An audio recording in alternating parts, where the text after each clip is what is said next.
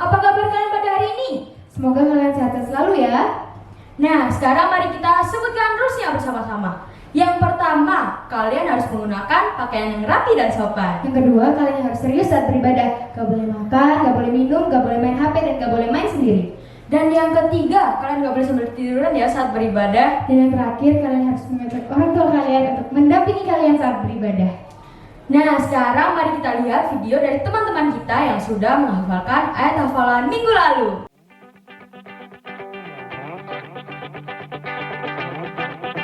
Keluaran 20 ayat 12.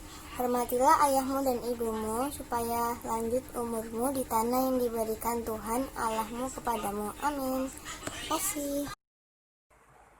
Keluaran 20 Ayat 12. ayat 12. Hormati ayahmu Dan ibumu supaya lanjut umurmu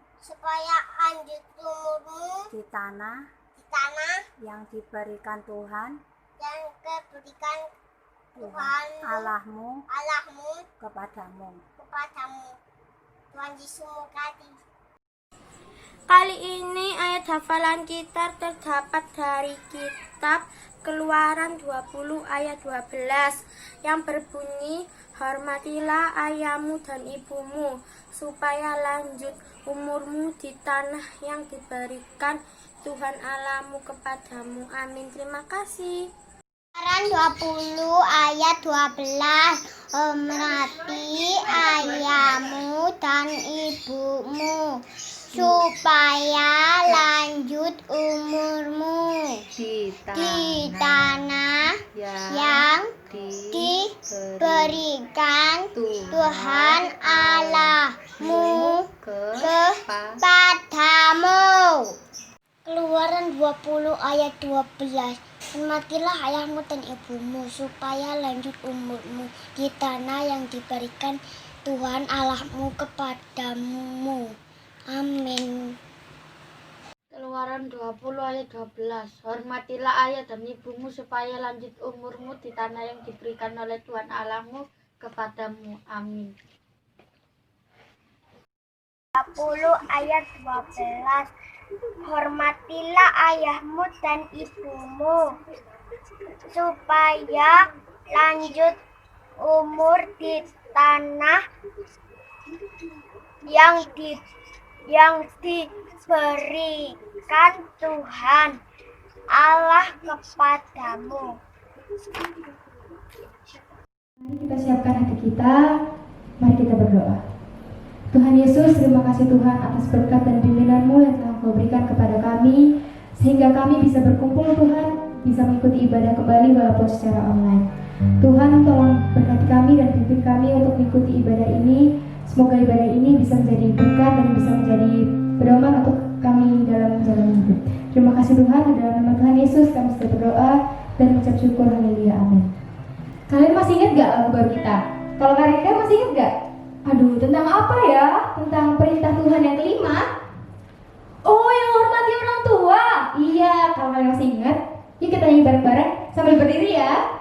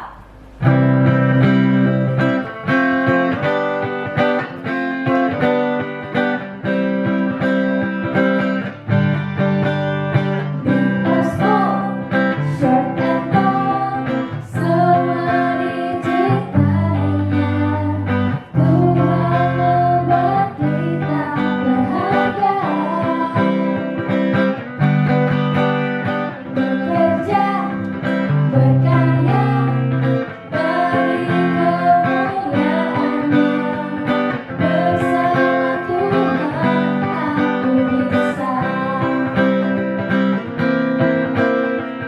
Sa-sa-sa aku bisa. Ta-ta-ta bertalenta. Bersama Tuhan aku bisa. Ye-ye-ye, sa-sa-sa aku bisa. Takkan berputus asa. Bersama Tuhan aku bisa. Kita ulangi ya. Big or small, short and tall, semua diciptainya. Tuhan membuat kita berharga. Bekerja, berkarya, beri kemuliaan-Nya. Bersama Tuhan aku bisa.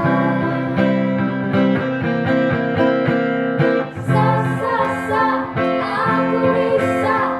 Ta-ta-ta bertalenta. Bersama Tuhan aku bisa. Ye-ye-ye, sa-sa-sa aku bisa. Takkan berputus asa. Bersama Tuhan aku bisa. Sa-sa-sa ke kanan ya. Sa-sa-sa aku bisa. Ta-ta-ta bertalenta. Bersama Tuhan aku bisa. Ye-ye-ye, sa-sa-sa aku bisa. Takkan berputus asa. Bersama Tuhan aku bisa. Bersama Tuhan aku bisa. Bersama Tuhan aku bisa.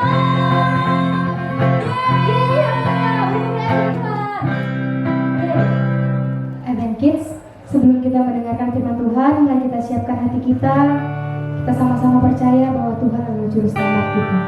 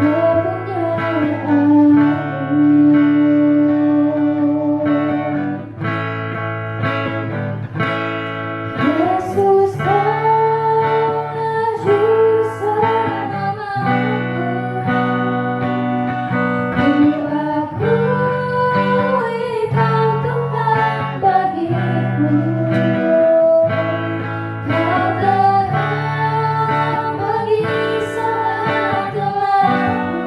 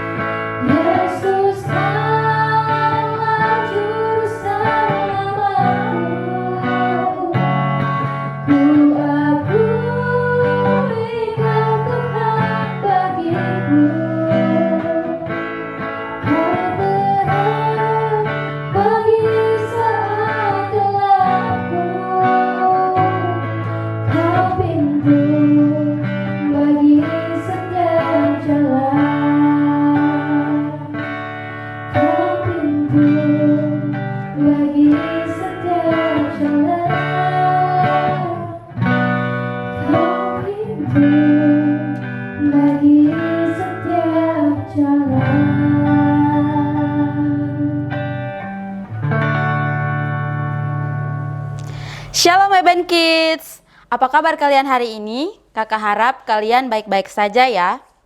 Nah, sebelum memberikan persembahan, mari kita sama-sama membaca firman Tuhan dalam kitab Roma pasal 12 ayatnya yang pertama. Kitab Roma pasal 12 ayatnya yang pertama.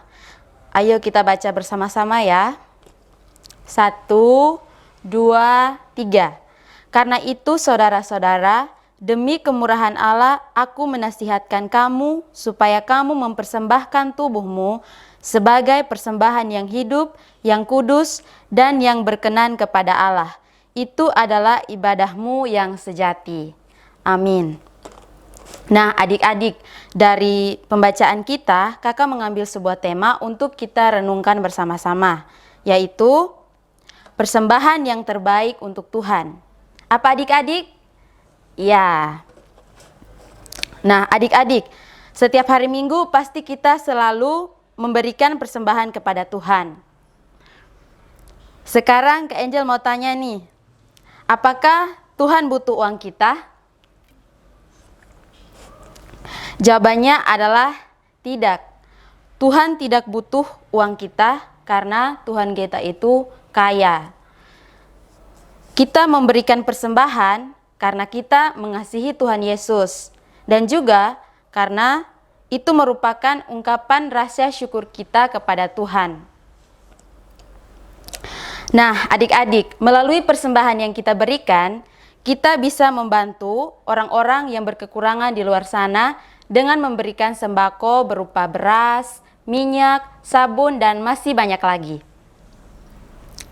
Tuhan ingin kita sebagai anak-anaknya terlibat dalam pekerjaannya di dunia ini. Oke, sekarang Kak Angel mau bertanya. Menurut adik-adik, persembahan yang baik itu seperti apa? Nah, sekarang Kak Angel mau kasih tahu persembahan yang baik, yaitu kita mempersembahkan hati dan kehidupan kita kepada Tuhan. Sekarang Kak Angel mau menjelaskan maksud dari mempersembahkan hati dan kehidupan kita kepada Tuhan. Maksud dari mempersembahkan hati kepada Tuhan yaitu memiliki hati yang mau ditegur, hati yang mau dibentuk. Sekarang Kak Angel mau bertanya. Ayo, siapa di sini yang suka marah-marah? Siapa? Ya. Pada saat marah-marah pasti adik-adik ditegur oleh papa, mama, teman-teman, atau orang lain. Nah, saat adik-adik ditegur, apakah adik-adik mau marah-marah terus atau adik-adik memilih untuk berubah? Kalau adik-adik memilih untuk berubah, berarti adik-adik memiliki hati yang mau ditegur dan mau untuk diubahkan. Nah, yang kedua, hidup yang dipersembahkan pada Tuhan adalah kita menggunakan talenta atau kelebihan kita untuk memuliakan Tuhan.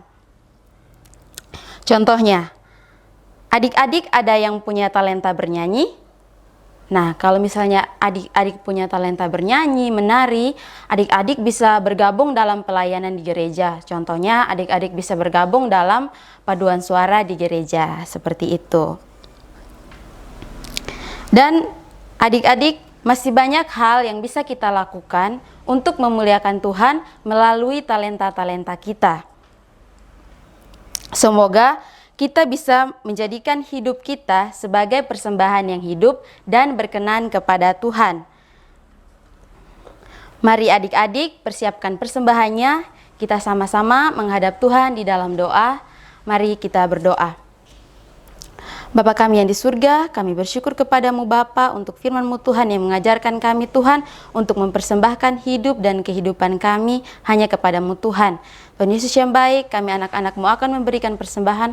Kiranya Engkau memberkati persembahan ini Tuhan, agar dapat berguna dan bermanfaat bagi pelayanan-Mu di dunia ini. Terima kasih Tuhan Yesus, haleluya, amin. Selamat memberi, Tuhan Yesus memberkati. Shalom adik-adik, ketemu lagi dengan Kak Vera. Kak Vera harap kalian baik-baik saja di rumah. Dan oke, kalau Kak Vera udah di sini berarti saatnya kita untuk mendengarkan firman Tuhan. Haleluya. Oke, sebelum kita masuk dalam firman Tuhan, Kak Vera mau tanya dulu nih. Adik-adik, siapa yang di rumah yang pernah sakit? kita semua pasti pernah merasakan sakit ya, baik itu sakit kepala, flu, demam, dan sebagainya macam penyakit yang kita pernah alami dalam diri kita. Oke, kalau adik-adik sakit nih, apa yang orang tua adik-adik lakukan di rumah? Apakah membiarkan begitu saja adik-adik sakit? Tentu saja tidak kan. Kalau misalkan lutut adik-adik luka atau bengkak mungkin, pasti orang tua akan dengan sigapnya mereka pasti akan mengobati adik-adik.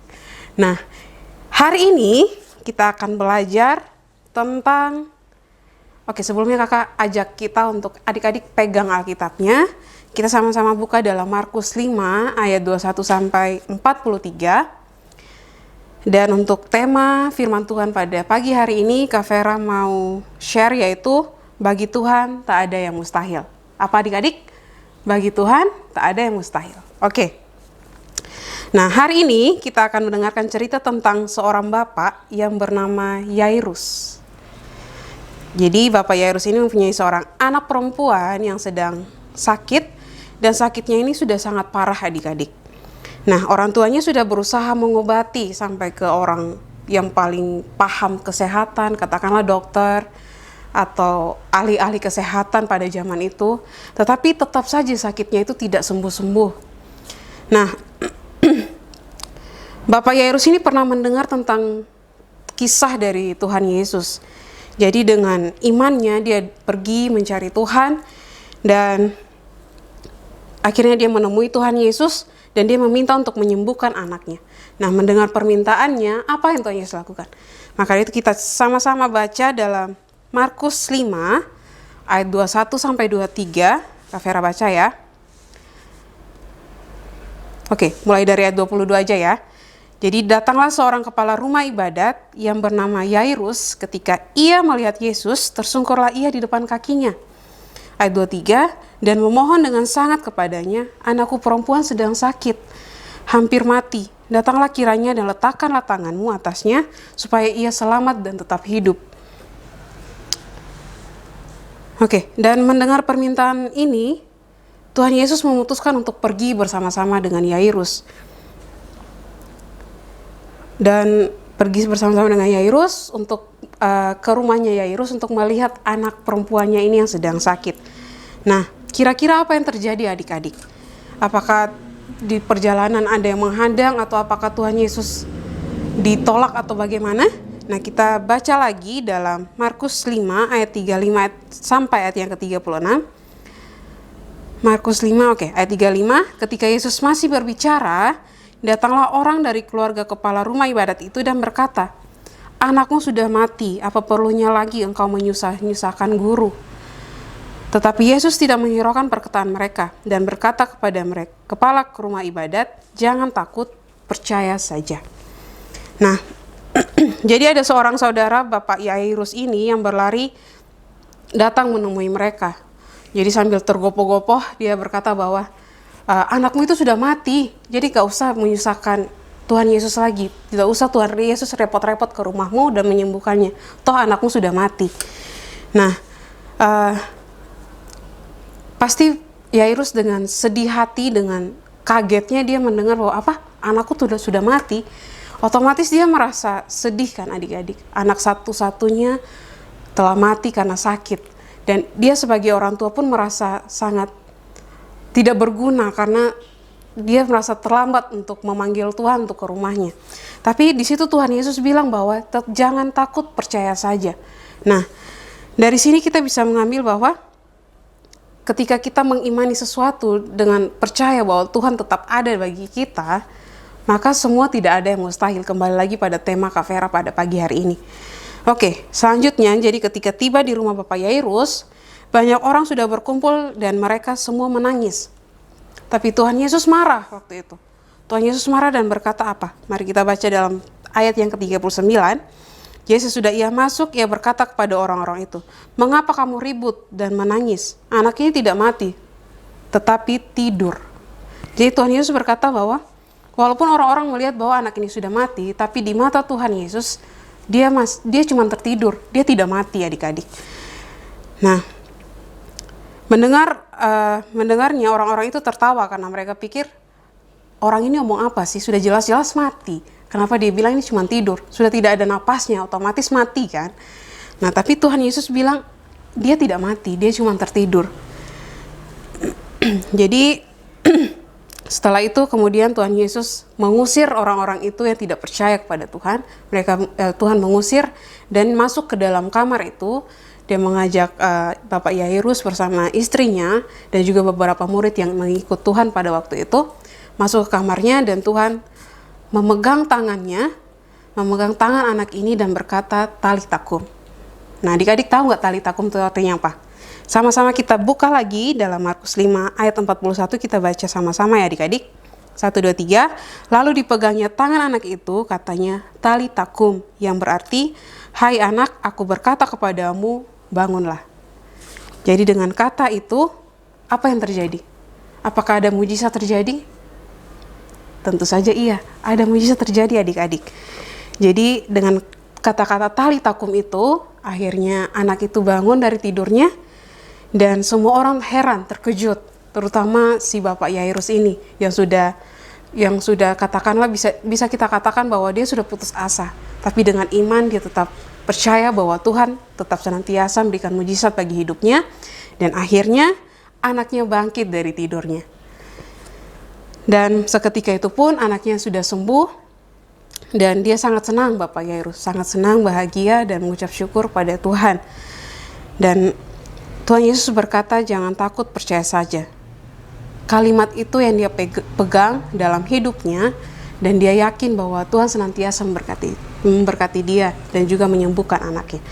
Oke, jadi demikian juga yang Tuhan Yesus berkata kepada kita semua adik-adik, baik Kak Vera maupun adik-adik di rumah, dan kita semua yang anak-anak Tuhan, bahwa Tuhan Yesus ada dan akan menolong kita.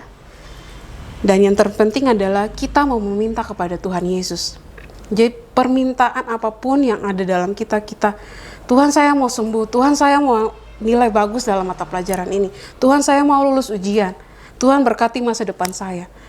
Yang penting kita tidak merasa takut dengan apa yang kita inginkan, apa yang kita harapkan, tetap percaya kepada Tuhan, menaruh harapan kita kepada Tuhan, maka itu akan terjadi dalam kehidupan kita. Karena walaupun bagi orang itu tidak mungkin, tapi bagi Tuhan semua akan mungkin. Tidak ada yang mustahil bagi Tuhan. Amin adik-adik. Oke. Jadi dalam perikop ini yang berjudul dalam Markus 5 ayat 21 ini sampai 43 yang berjudul Yesus membangkitkan anak Yairus dan menyembuhkan seorang perempuan yang sakit pendarahan. Nah, perikop ini merupakan bagian dari rangkaian mujizat Tuhan yang terjadi di Galilea dan sekitarnya. Jadi Markus 5 ayat 21 sampai 43 ini mengisahkan sekaligus dua mujizat adik-adik. Dua mujizat, yang pertama sudah Kak Vera ceritakan tadi tentang Bapak Yairus yang dimana dia menginginkan anaknya untuk sembuh dari penyakitnya, bangun dari kematiannya yang kata orang dia sudah mati. Dan mujizat yang kedua yaitu Yesus menyembuhkan seorang perempuan yang mengalami pendarahan. Nah, dua mujizat dari sekian banyak mujizat yang dilakukan Yesus. Nah, walaupun kedua cerita ini berbeda, namun saling berkaitan ya adik-adik dan berlangsung di tempat yang sama. Jadi kedua cerita itu memiliki hubungan yang sangat erat. Dari alur kedua cerita ini dalam perikop ini ada 3 hal adik-adik, 3 hal yang sama yang dapat kita ambil pembelajarannya. Oke, hal yang pertama yaitu sikap rendah hati yang ditunjukkan oleh kedua tokoh dalam cerita ini, yaitu si Bapak Yairus dan si perempuan yang mengalami sakit pendarahan.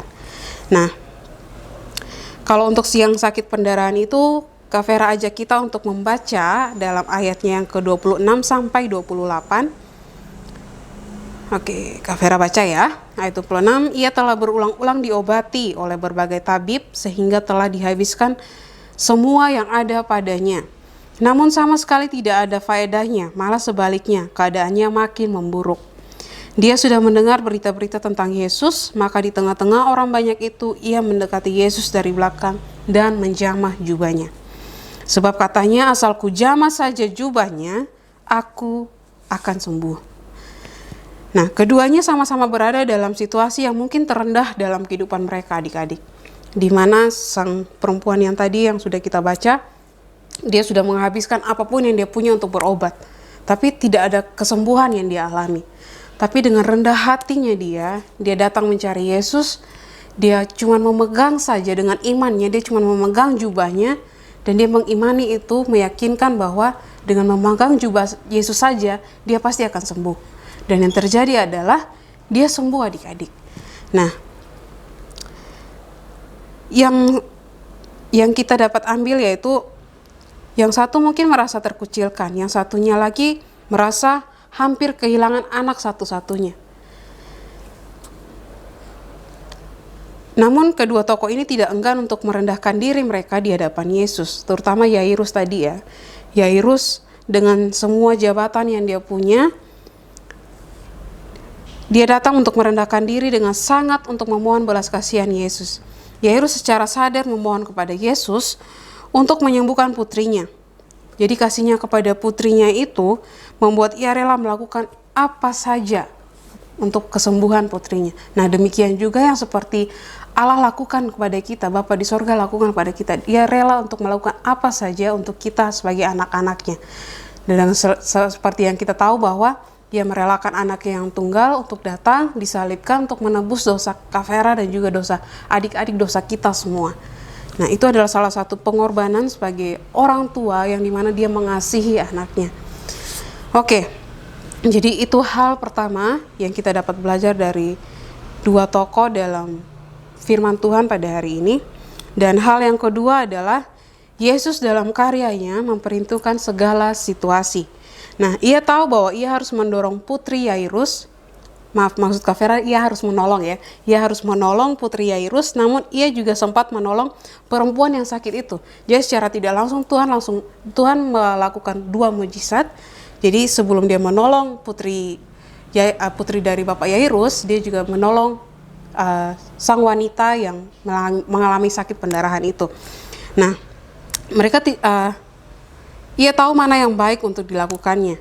Jadi ia tahu bagaimana membuat kita sebagai anak-anak Tuhan percaya dan tetap beriman kepada Tuhan. Jadi ia membisikkan kata lembut di hati kita bahwa jangan takut, percaya saja. Dan ini kalimat yang dalam cerita tadi bahwa Yairus imani itu. Dan akhirnya anaknya memperoleh kesembuhan. Nah, hal yang berikut adalah hal yang ketiga, beriman itu aktif. Jadi kita mempunyai iman itu jangan pasif adik-adik, tapi kita harus mempunyai iman yang aktif. Iman yang aktif seperti apa? Jadi seperti dicontohkan oleh kedua tokoh ini bahwa perempuan yang sakit pendarahan dan Yairus itu aktif mencari Tuhan Yesus. Mereka tidak tinggal diam untuk Yesus datang kepada mereka, mengasihani mereka, tidak, tapi mereka pergi dan mencari Tuhan. Jadi Allah telah memberikan anugerahnya bagi kita, hanya saja kita tidak mau bergerak. Terkadang kita tidak mau bangun dan bangkit untuk menyambutnya. Nah, Yesus berkata dalam ayat 41 tadi bahwa talitakum, hai anak, bangunlah. Nah, dari sini bahwa Tuhan mau untuk kita belajar bahwa kita sebagai anak-anak masa kini, anak-anak Tuhan yang ada di masa kini. Jadi yang Tuhan mau untuk kita, jadi kita bangun dari tidur kita adik-adik, dan kita memerintahkan pemerintahan Tuhan. Jadi kita bukan bangun tidur terus kita gak ngapa-ngapain atau cuma main HP, tapi kita bangun dari tidur kita mau memberitakan akan janji Tuhan untuk kita semua, untuk orang-orang di sekitar kita. Jadi kita sebagai pelaku firman Tuhan, adik-adik. Oke. Karena Yesus anaknya juga telah bangkit untuk membuka jalan pewartaan kabar sukacita Allah. Jadi sudah saatnya bagi kita untuk mengikuti karyanya dulu, sehingga semua ciptaannya dapat menyambut anugerah dan pemerintahannya. Jadi hal penting yang dapat ditekankan dari pembelajaran ini adalah bagaimana menjadi anak yang percaya kepada Yesus dalam segala hal. Ingat adik-adik, dalam segala hal kita harus percaya kepada Tuhan Yesus. Jadi firman Tuhan hari ini mengajarkan kita bahwa Tuhan Yesus punya kuasa yang besar untuk mengatasi segalanya dalam kehidupan. Apapun itu Tuhan mampu mengatasi. Asalkan kita mau menyatakan bahwa Tuhan, kita perlu Engkau. Dan yang perlu kita lakukan hanya datang berdoa, meminta dan berserah kepada Tuhan Yesus. Itu yang Tuhan mau. Jadi jangan lupa kita hanya perlu berdoa, meminta dan berserah kepada Tuhan Yesus. Sehingga apa yang Kak Vera bilang tadi dari awal, bahwa apa yang kita inginkan tidak ada yang mustahil bagi Tuhan. Karena yang terbaik pasti Tuhan akan berikan bagi kehidupan kita. Amin adik-adik. Oke, sekian firman Tuhan yang bisa Kak Vera sharing pada pagi hari ini. Kiranya Tuhan Yesus memberkati melewat firman-Nya. Oke adik-adik, selanjutnya kita akan belajar ayat hafalan minggu depan. Jadi Kak Vera akan memberikan ayat hafalan untuk adik-adik hafal. Adik-adik buka kembali lagi dalam Markus 9 ayat 23. Markus 9 ayat 23. Sama-sama kita baca ya. 1, 2, 3. Jawab Yesus, katamu jika engkau dapat, tidak ada yang mustahil bagi orang yang percaya. Sekali lagi, jawab Yesus, katamu jika engkau dapat, tidak ada yang mustahil bagi orang yang percaya. Oke, adik-adik jangan lupa dihafal ya hafalannya, terus direkam, di-share ke kakak-kakak sekolah minggu. Kiranya Tuhan berkati dan sampai jumpa minggu depan adik-adik. Adik-adik, kita baru saja selesai mendengarkan firman Tuhan, dan kakak ajak untuk kita sama-sama mengangkat satu pujian bagi Tuhan, tak ada yang mustahil.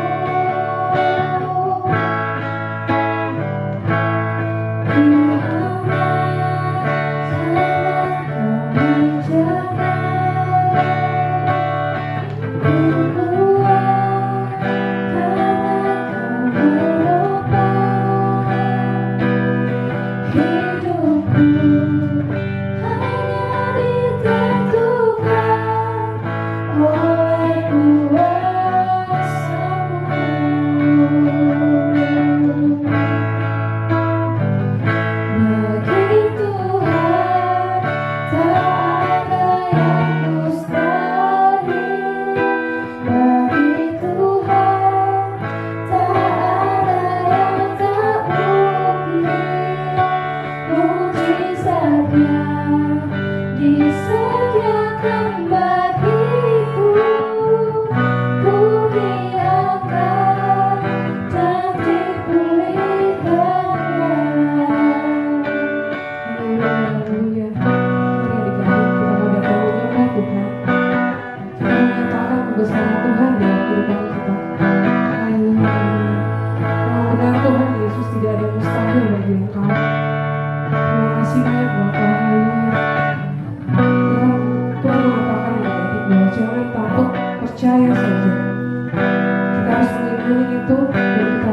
dalam kehidupan kita. Haleluya.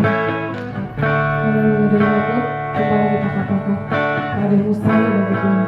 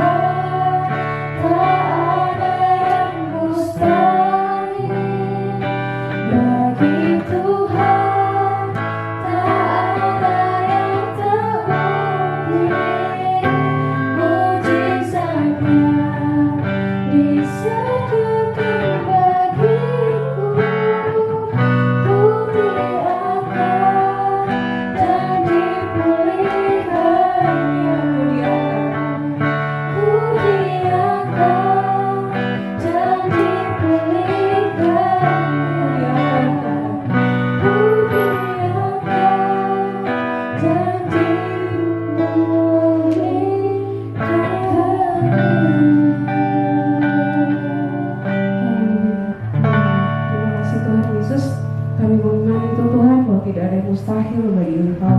Terima kasih banyak Bapa untuk firman-Mu bagi kami anak-anak-Mu pagi hari ini.